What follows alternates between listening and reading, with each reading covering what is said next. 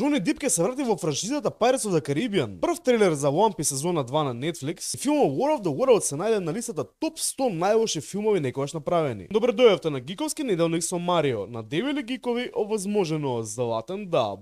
Океј, да почнеме со тоа што најактуелно изминатиот период, а тоа е филмот War of the Worlds на Ice Cube. Филмот се најде на листата на топ 100 најлоши филмови некогаш направени. И искрено за да коментираш некој филм мора да го гледаш. Епа за жал потрошив некое време гледајќи го филмот. Убедливо една од најлошите одлуки што сум ги направил во живот. Мисли, немаш ништо буџет, одиш кај големи компании како што се Amazon, како што се Microsoft и им викаш: "Дајте ми пари да направам филм кој ќе ги биде скрин рекординг на мојот монитор и како функционираат вашите програми." Целиот филм е базиран на скрин рекординг, како функционира Microsoft Teams, WhatsApp и сите чат ботови во време кога има Alien Invasion. Добро е, таму некој треба да седнал да го прегледа тоа и да го одобри, после да отиде на стриминг платформа. Дали сте бе нормални бе? Ај малку на поведри теми, има шанси Джони Дип да се врати во улогата на Каптан Джек Спероу во Pirates of the Caribbean. Режисерот на првите Pirates of the Caribbean movies на интервју кажа дека моментално се спрема сценарио за следниот филм и доколку на Джони Дип му се допадне сценариото, има шанси да се врати. Да не се лажеме, тоа нема се случи, шансите се многу мали, но сепак тоа ако се случи, навистина ќе биде многу интересно. Ако сме кај пирати, една друга пиратска франшиза која што исто така многу популарна,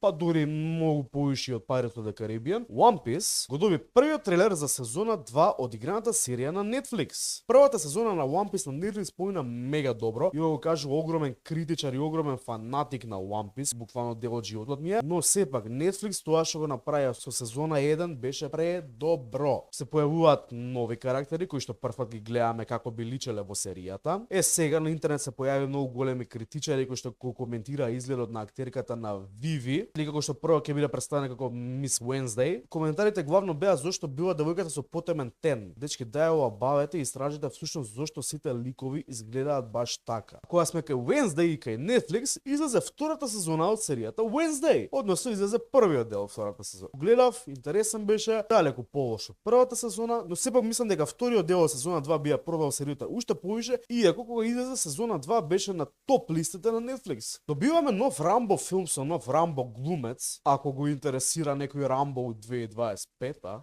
Call of Duty Black Ops 7 пристигнал на 14 ноември и во изработка е нов World War Z филм, иако никој не знае зошто, ама пак ќе се врати Бред Пит. Но како и да е, дечки, тоа е тоа за овој Гиковски неделник, знаете како завршуваме. Си зимате едно дапче, си го отварате. Опа, на здраве, дечки.